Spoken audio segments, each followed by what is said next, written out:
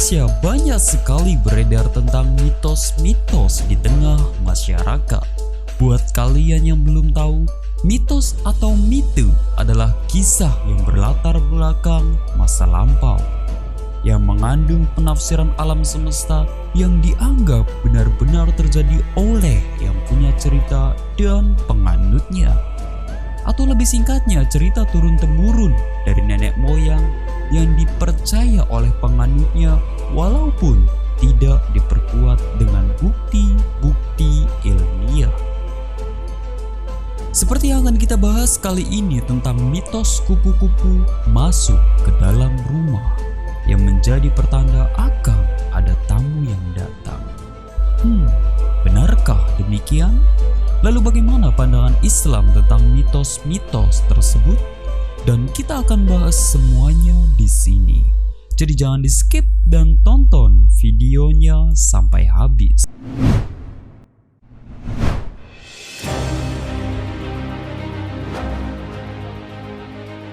Kupu-kupu atau ngangak merupakan serangga yang tergolong ke dalam ordo Lepidoptera atau serangga bersayap sisik. Serangga yang aktif di siang hari ini seringkali dikaitkan dengan berbagai mitos, yang salah satunya adalah jika kupu-kupu yang masuk ke dalam rumah konon bisa menjadi pertanda kabar tertentu. Pada buku Primbon Jawa, kupu-kupu yang masuk ke dalam rumah menjadi pertanda akan ada tamu yang datang. Sekedar informasi, Primbon adalah kitab warisan leluhur yang berorientasi pada hubungan antara kehidupan manusia dan alam semesta. Oke, lanjut. Jadi pertanda apa sajakah jika kupu-kupu datang ke rumah? Simak penjelasan berikut ini. Siang hari. Jika kupu-kupu masuk ke rumah kita pada siang hari, itu bisa menjadi pertanda bahwa di hari itu akan ada tamu yang datang. Benarkah demikian? Hinggap di baju atau kursi. Kupu-kupu yang masuk ke rumah dan hinggap di baju atau kursi memiliki arti tamu yang akan datang adalah kerabat atau saudara dari jauh yang sudah jarang bertemu. Berputar di sekeliling dan hinggap di tubuh. Kupu-kupu yang masuk ke dalam rumah lalu berputar di sekeliling tubuh Anda atau hinggap di tubuh Anda, konon katanya tamu yang akan datang adalah saudara kandung atau sahabat karib, atau bisa juga seorang kekasih. Masuk ke dalam kamar. Kupu-kupu yang masuk ke dalam kamar artinya tamu yang akan datang ke rumah kemungkinan menginap atau tinggal sementara waktu. Hinggap di pintu. Kupu-kupu yang hinggap di pintu memiliki arti beberapa hari ke depan tamu yang akan berkunjung hanya sebentar dan langsung kembali lagi. Kupu-kupu berwarna cantik. Ketika ada kupu-kupu yang berwarna cantik yang masuk ke dalam rumah, bisa menjadi pertanda tamu tersebut memiliki niatan yang baik, atau bisa juga tamu tersebut membawa rezeki untuk pemilik rumah. Malam hari. Kupu-kupu yang datang ke rumah di kala malam hari terkadang memiliki arti yang kurang bagus. Artinya pemilik rumah harus berhati-hati dan waspada, sebab bisa menjadi pertanda akan terjadi hal-hal yang buruk. Kupu-kupu hitam. Lalu, bagaimana jika kupu-kupu yang berwarna hitam yang masuk ke dalam rumah? Di antara mitos-mitos yang kita bahas, ini yang paling seram dari sebelumnya, dan semoga saja kita jangan mengalaminya. Kupu-kupu yang berwarna hitam yang masuk ke dalam rumah atau di beberapa daerah disebut dengan ramo-ramo ini biasanya membawa kabar duka atau akan ada keluarga kita yang meninggal dunia, baik keluarga yang jauh ataupun keluarga yang dekat.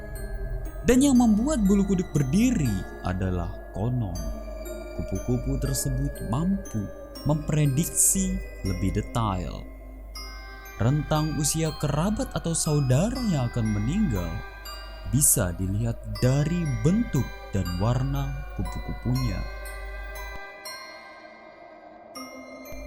Usia kupu-kupu yang datang menghampiri katanya sesuai dengan orang yang akan meninggal.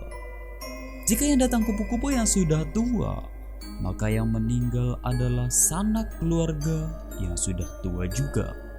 Begitupun sebaliknya, jika kupu-kupu yang datang berusia muda, maka keluarga yang dipanggil oleh Yang Maha Kuasa ini juga yang masih muda. Tapi ada yang lebih menyeramkan daripada itu. Di beberapa daerah di Indonesia juga dipercaya jika kupu-kupu yang datang ke rumah pada malam hari adalah wujud dari roh orang yang telah meninggal dunia. Hal ini juga dipercaya oleh masyarakat di beberapa negara, dan tentunya anggapan tersebut berhubungan dengan hal-hal mistis. Artinya, tidak semua orang bisa mempercayainya secara logis. Dari semua mitos yang beredar di masyarakat, alangkah baiknya kita menghargai segala perbedaan pandangan, baik yang percaya terhadap hal-hal yang mitos maupun yang bisa dipahami secara logis. Lalu, bagaimana pandangan Islam tentang mitos-mitos yang beredar tersebut? Tidak ada dalil Al-Quran dan hadis Nabi yang membenarkan mitos tersebut. Menurut pandangan Islam, mitos hanyalah kepercayaan yang turun-temurun dari nenek moyang dan tidak berdasar sama sekali.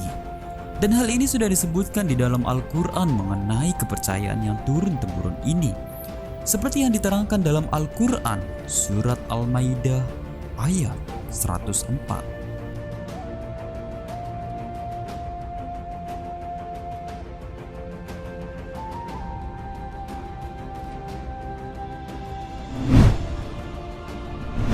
Di dalam Islam, keyakinan seperti ini dinamakan dua macam.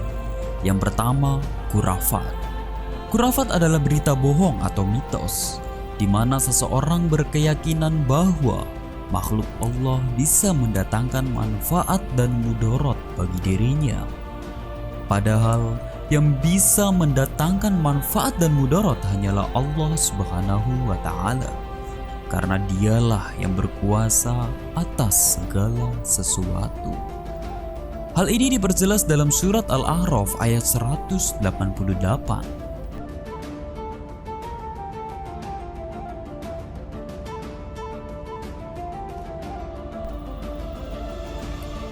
Untuk itu, jika seorang muslim percaya jika kupu-kupu bisa mendatangkan manfaat dan mudarat, maka dia telah berbuat syirik dan harus segera bertaubat kepada Allah Subhanahu wa Ta'ala.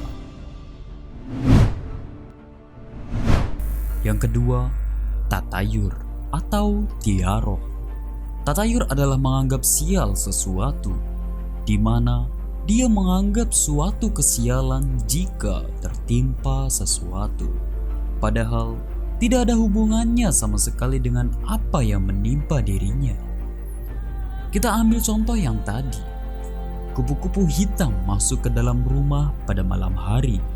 Dia beranggapan kupu-kupu tersebut sebagai pertanda musibah akan menimpa salah satu keluarganya. Padahal tidak ada korelasi antara kupu-kupu dan musibah, karena musibah sudah ditetapkan oleh Allah dan tidak ditetapkan oleh makhluk Allah. Atau ada lagi mitos yang familiar di tengah masyarakat, yaitu jika orang tua yang salah memberi nama buat anaknya dan konon nama itu terlalu berat atau tidak cocok, maka akan membuat anak itu menjadi sakit-sakitan.